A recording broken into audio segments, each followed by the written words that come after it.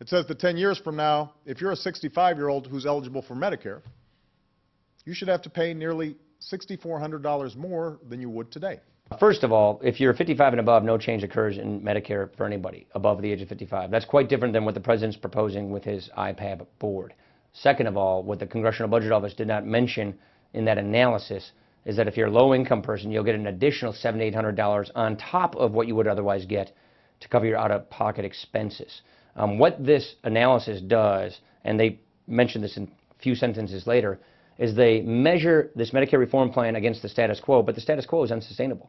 Measuring against an unsustainable status quo is really a fiscal fantasy. Even the president acknowledges that Medicare can't keep growing at the rate that it's growing at in the future.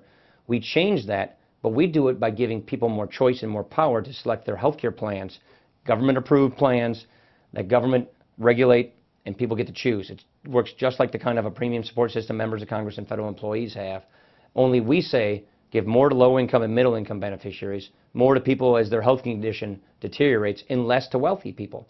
So it really depends on who you are, but the point is, when this new program were to begin, it would give seniors, on average, the exact per beneficiary payment that they would have otherwise gotten in the traditional Medicare program. That's how we designed the system in the first place. It says instead of guaranteed health care, you will get a voucher.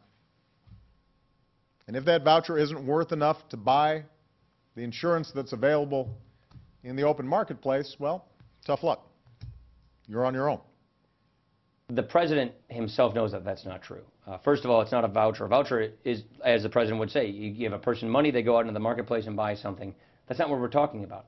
Medicare will have Medicare-approved plans just like it works today, whether it's Medicare supplemental coverage, whether it's Medicare Advantage, whether it would work like the Medicare Part D benefit. Medicare has years of experience of providing comprehensive health coverage plans that are private and compete against each other for Medicare beneficiaries' business.